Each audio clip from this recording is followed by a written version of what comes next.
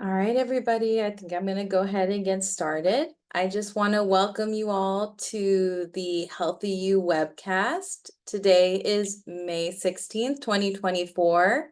And as some of you might be aware, it is Mental Health Awareness Month. So for our topic this month, I wanted to discuss stress management.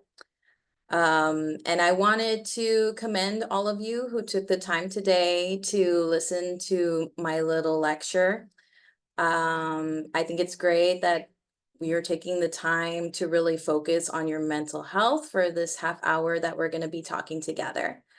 Um, I would encourage everyone to, if you have any comments or any questions during the presentation, feel free to enter it into the chat or to unmute your mic to ask a question during the presentation. I would welcome any sort of discussion today.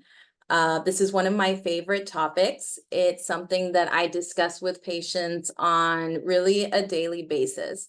And I love this topic because I think it's universal. I think it's something that everybody deals with. And I think that discussing this with patients can be really empowering because there's a lot that we can do on an individual level to manage our stress. So I'll go ahead and get started now. Here is the agenda for what we will be discussing today. I want to really highlight stress and its effect on the physical body, as well as on our mental health. I want to discuss how we can manage our stress, as I suggested earlier. And I want to talk about when it's a good idea to seek professional services, either through your primary care doctor or through a mental health professional. And then at the end, I will list some resources that can be available to you. So the way that I like to discuss stress is the way that it was presented to me when I was in medical school. And I really liked this diagram that I found on simplypsychology.org that really illustrates what's going on in the body when we are experiencing stress. So the way that it was explained to me when I was in medical school was that this is called the sympathetic response. It is a response that happens in our body that involves the neurosystem. It involves our hormone endocrine system. As you can see, it affects many organs within the body. And I kind of want to illustrate the pathway and talk about why we feel the symptoms of stress that we do. So when I was in medical school, my professor told me that we would encounter a dangerous or stressful situation in the wild. Back in, the caveman days, typically this would be something like a bear or a lion, something that was an imminent danger to ourselves. So the brain would first detect this bear as an immediate danger, right? So then your brain would send a message to your adrenal glands, which are glands that are on top of your kidneys. So this is the little message that it's sending to your glands, and it's saying, hey, there's a bear. We need to either fight or flee.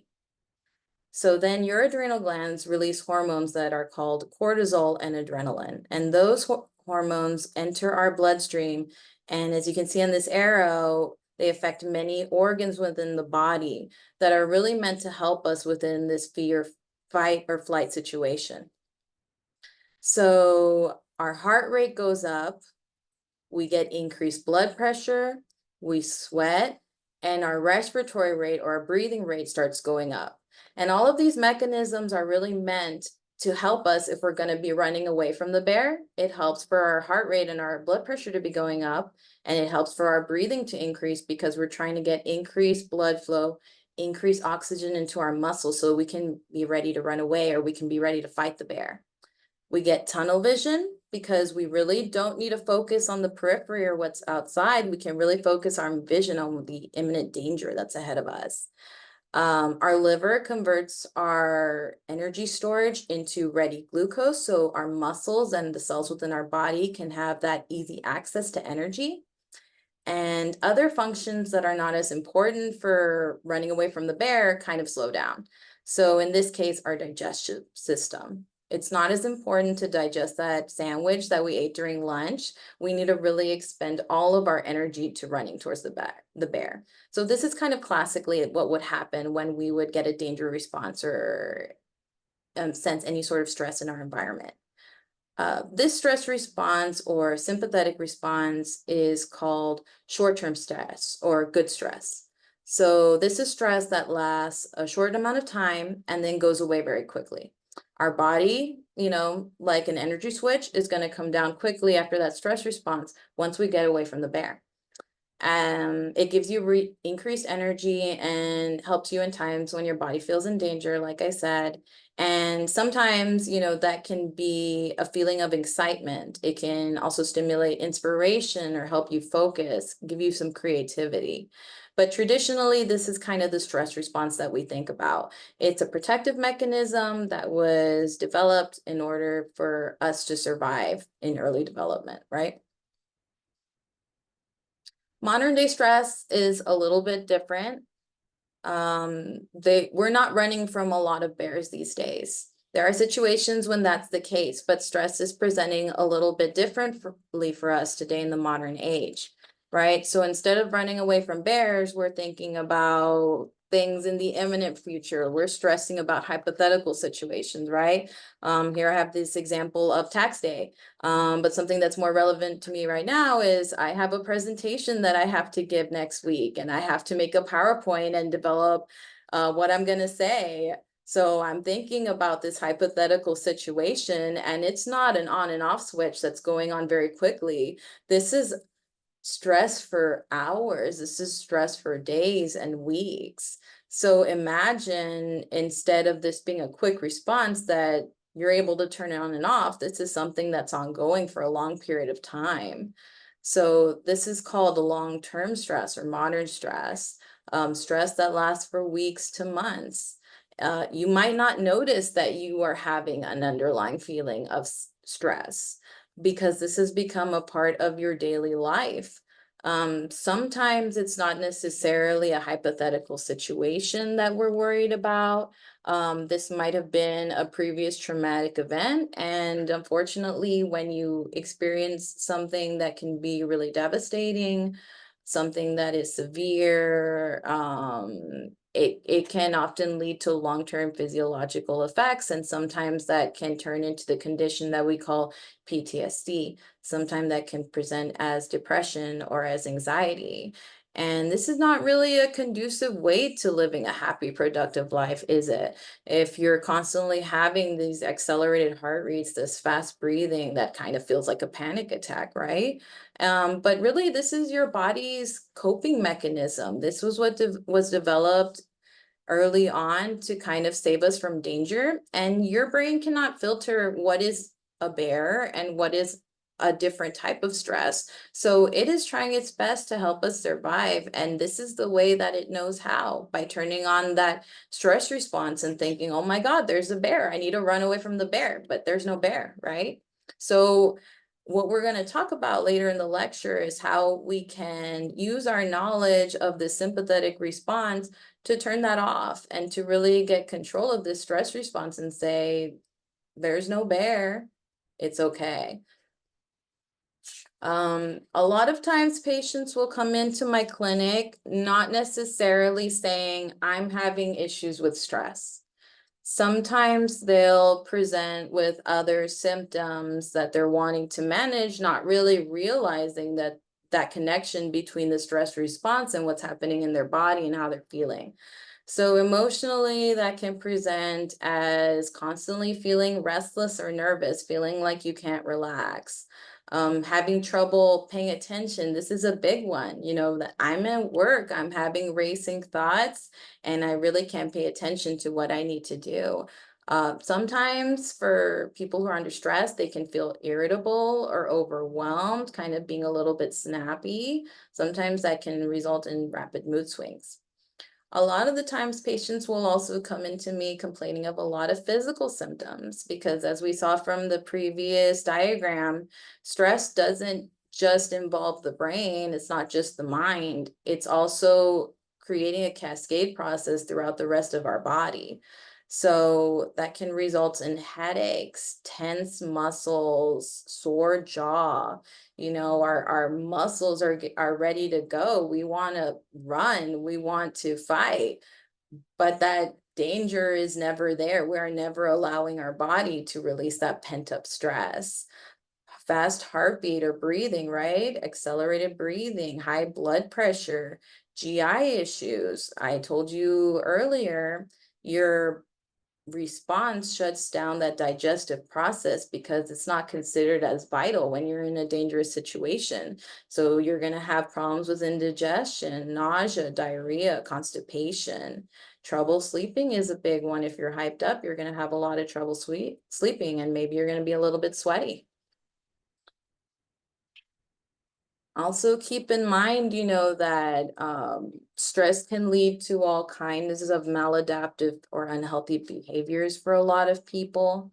Um, they maybe did not come to my webcast like you all did today, so they might not be aware of some of the healthy mechanisms you should enact to deal with stress. But sometimes that can present in a lot of different ways. We talked about sleep a little bit, and we're going to talk about that a little bit more. But for some people, that may present in other ways, like nail biting, smoking, working too much or too little. Sometimes people will throw themselves into work, and that's kind of a way of running away from the bear a little bit. Or sometimes you're avoiding work. Sometimes you're procrastinating and not doing things until the last second, which unfortunately contributes to more stress. So both of these are kind of maladaptive behaviors. You're not really allowing yourself to get what needs to be done to deal with that stress, and you're also not dividing and having a good work-life balance. So both of those are considered maladaptive behaviors. I also want to highlight further that connection between stress and the physical body. We have done a lot of studies more recently on phenomenon that are called adverse childhood events, or ACEs for short. So what that means is adverse childhood events are categorized as stressful events that are going on as a child is growing up, and that can present in a lot of different ways. That can be exposure to violence, either domestic violence, physical violence, bullying, or emotional abuse. It can be neglect, so for childhood neglect from parents. It can mean growing up with a parent who was an addict or who had mental health issues like depression or bipolar disorder. We have a lot of studies kind of monitoring children who were exposed to these adverse events early on and how that affects the body later on in life. We know through studies that patients who have these childhood stressors are more likely to have a lot of these chronic conditions that are very common in society. It's not just depression, it's not just anxiety, which are mental health disorders, but it can also present as diabetes, high blood pressure, heart disease, stroke, asthma, COPD, obesity, and cancer. There's a lot of solid research out there that shows that having this prolonged exposure over time, it really affects us physically. So it's really important to address these stresses, not only for our mental health, but also our physical health. And also it's an issue that's becoming more common. This is a table that I found from the American Psychological Association that kind of highlights stress through the various age groups. And these are the percentages within each age group that report high levels of stress. So anywhere from 8 to 10 out of 10 for high levels of stress. And just kind of highlighting how it's continuing to be more prevalent, or at least more reported, especially after COVID. So what can I do on my own to feel better? That's what we're really going to talk about, for the rest of the lecture. How can we utilize this knowledge that we've gained about the stress response, about the sympathetic response, and kind of hijack that response in our body? How can we use our environment and well adapted procedures in order to shut down those stress hormones and allow our bodies to get back into a good equilibrium. Firstly, you have to train your brain to relax. As we saw from the previous cascade, everything starts with the brain, where it interprets that we have something dangerous approaching. So we need to start at the beginning from the root. And what all of these exercises have in common is that they are reminding your mind and your body that you need to be present in the moment. So right now, there isn't a bear in front of us. Let's shut off that fight or flight response. And all of these methods have been shown through research to be helpful for stress. You know, we've got meditation, deep breathing exercises, guided visualization, progressive relaxation, yoga, tai chi, mindfulness. That's also expressing gratitude and positivity, just learning to be in the present moment and really check in and feel with our body. These are also great practices to do before bedtime if you're having trouble relaxing. It's really nice to do guided meditation or deep breathing exercises to help shut down that stress response when you're trying to go to sleep. And there are a lot of free resources. There's a lot of apps out there that have these guided meditations. No one is an expert initially. You know, I will discuss this with patients and they'll tell me like, I'm not good at meditation. I've tried it and it doesn't work. I'm just not good at shutting down my brain. Nobody's good at meditation when they start off. It's not necessarily like a natural state of being. So just like you need to train for a 5K, just like you need to train for a marathon, you need to run every day. You need to practice meditation every day so that you can become better at it. And so that when you are in an acutely stressful situation, you can reach into your back pocket and use this as a tool. The other thing is exercising. Even a short walk can lower your stress level. Like I said earlier, your muscles are ready to go when you're in a stress response. You have this increased energy and your body's just kind of holding on to it if you're experiencing stress for a long period of time. So you need to expend that energy in some way and help your body relax. And I really like going for walks. At our clinic, I started a walking club that currently has 3 members. Myself, Renette, who works with the front desk, and then Dr. Skelamenos, our neurologist. So we love going for walks during our lunch break. It kind of helps us get away, kind of, use up that extra pent-up energy and then just go, enjoy nature, smell the grass, look at the trees. All of that's really beneficial for our stress. Sleep. Sleep is so important. And in our modern day with screens, with needing to get up early for work, I find that probably most people don't practice a great sleep hygiene.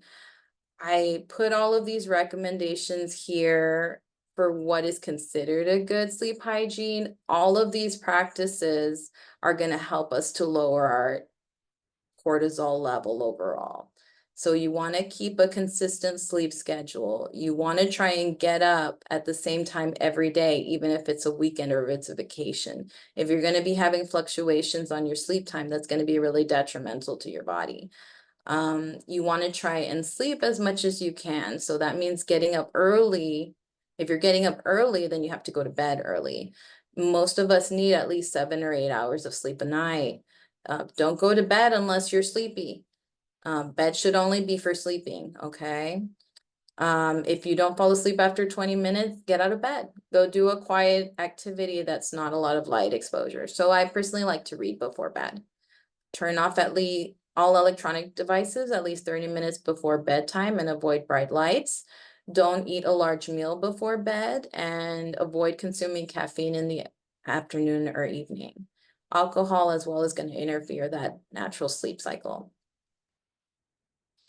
Maintaining a healthy diet is super important. And there's a lot of research that shows that a lot of the whole foods that we know to be healthy, like foods that contain omega-3 fatty acids, like avocados and fish, and a lot of whole vegetables actually help to regulate our cortisol levels to help turn off that sympathetic response.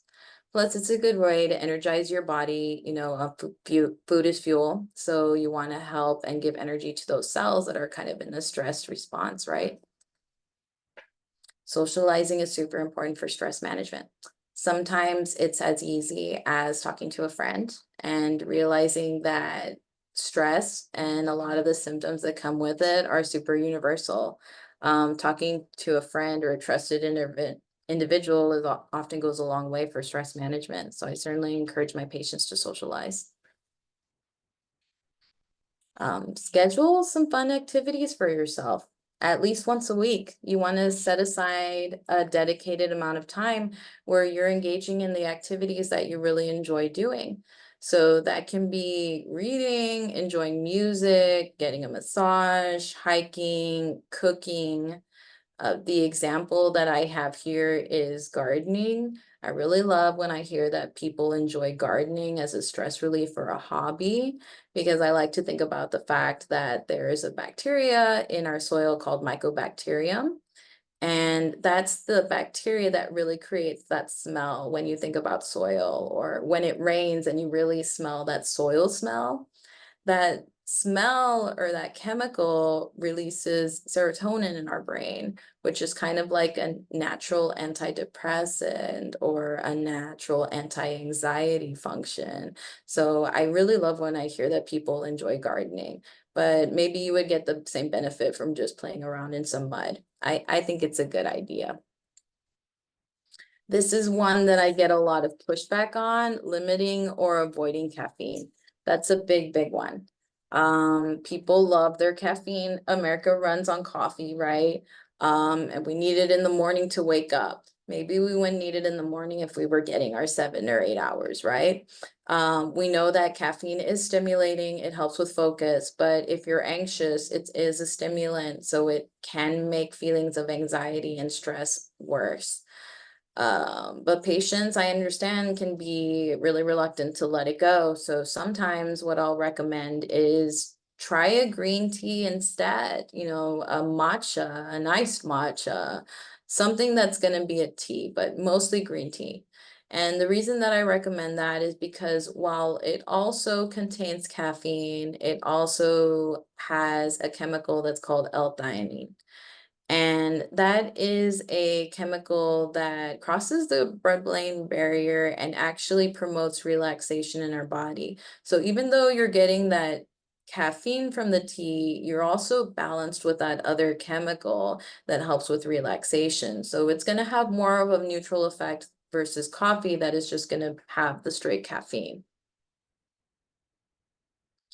So a question is, when is a good time to consult a doctor about stress management? I think in general, if you feel like stress is really taking over your life, if your worry won't go away, if it's affecting your daily function, that's a good time to go and talk to a doctor. Even if you haven't tried any of these methods, but you feel like you just don't have the energy or don't know where to start, I think that's a good time to schedule an appointment with your PCP to talk about stress management. It's something that you can just bring up during your annual physicals as well. Just talk to your doctor if you're feeling maybe a little bit of stress and want to talk about more lifestyle changes that you can do. But really when it feels like it's at the point where it's inhibiting your function, you're not able to go through the day to day, a lot of your energy is expended on worrying, or you're having a lot of the emotional or physical symptoms that we discussed early on in the presentation, that's a great time to schedule with your primary care doctor to discuss that, or another mental health professional if you prefer. And that was kind of the purpose of my next slide. I wanted to make everyone aware of a resource that we have within Bexar County called the Now Clinic. This is their website, and it's called New Opportunities for Wellness Clinic. It's a great resource that we have within Bexar County. You can register online. your PCP can also refer you here, but you yourself can go to this website if you want to maybe talk to someone about starting counseling. They have a lot of great resources. You know, they have personal one-on-one counseling. They also have help with addiction if you or someone you know is struggling with any substance use.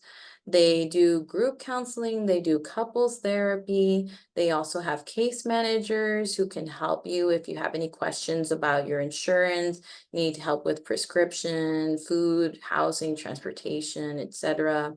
They have peer support groups, and they also have psychiatrists who can help with medication if that's something that you wanted to discuss with a doctor. I would like to leave you with this quote from Maya Angelou, who kind of alluded to a lot of the topics that we discussed today. You know, if you must look back, do so forgivingly. If you must look forward, do so prayerfully. However, the wisest thing you can do is be present in the present, gratefully. Just like we were talking about with mindfulness, with being present in the moment. That's really how we're going to feel our best selves. There's no sense in worrying about a hypothetical situation in the future, maybe for a little bit, but let's try and help control that by using our knowledge of the sympathetic response and engaging in all the practices that we discussed today. And if that's maybe a little bit difficult right now, maybe we want a little bit more help. Um, I would schedule an appointment with your PCP so they can discuss what might be the best treatment option for you. Sometimes it might be everything we discussed. Sometimes it might be more in the realm of counseling or therapy. And sometimes it might be medication. But I certainly encourage you to schedule an appointment and talk to your doctor about that if that's something that you would like to consider. These are the sources that I used today for my presentation. And I wanted to thank everybody for coming. I will open the chat and encourage anybody to ask any questions if you have any right now.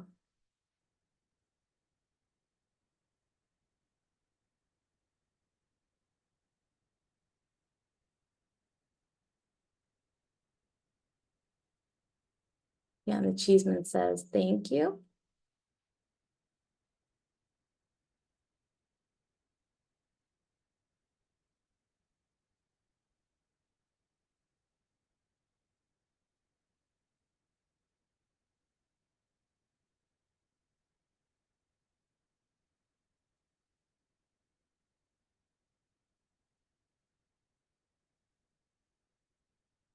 What's a good way to get our sleep rhythm back on track once it's off?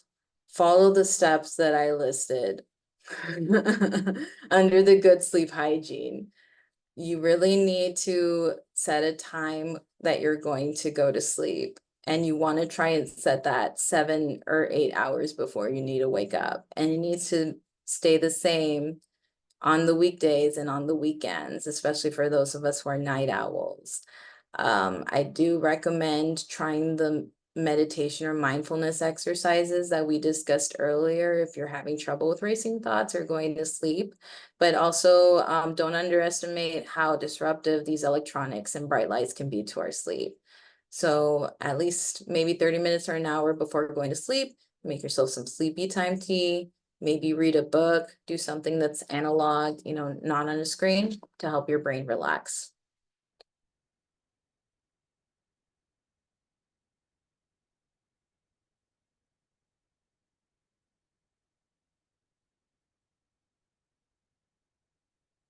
All right, any other questions before we finish for the day?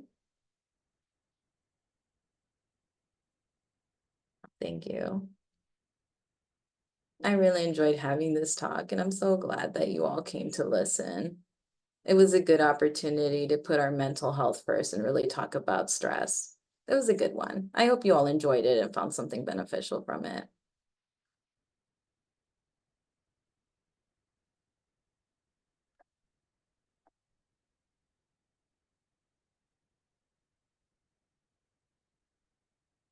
No, I'm good. I'm glad you did.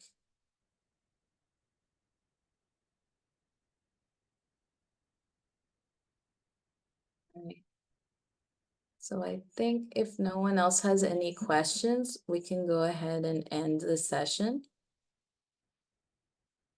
But I'll just stick around for a minute or two more. If you all want to get off, that's okay. We're done for today.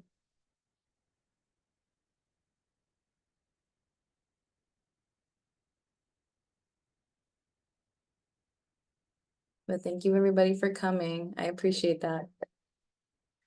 Oh, Dr. Perez, Yes. in the Q&A, there are two questions that just came up.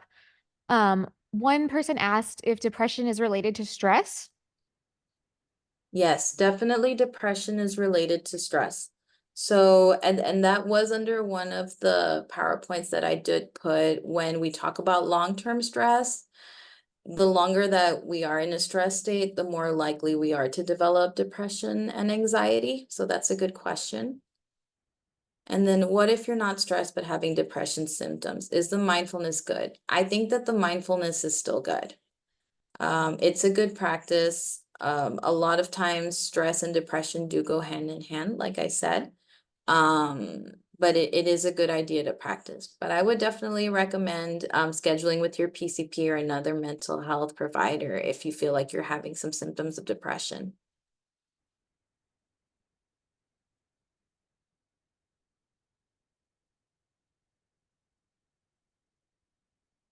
Awesome.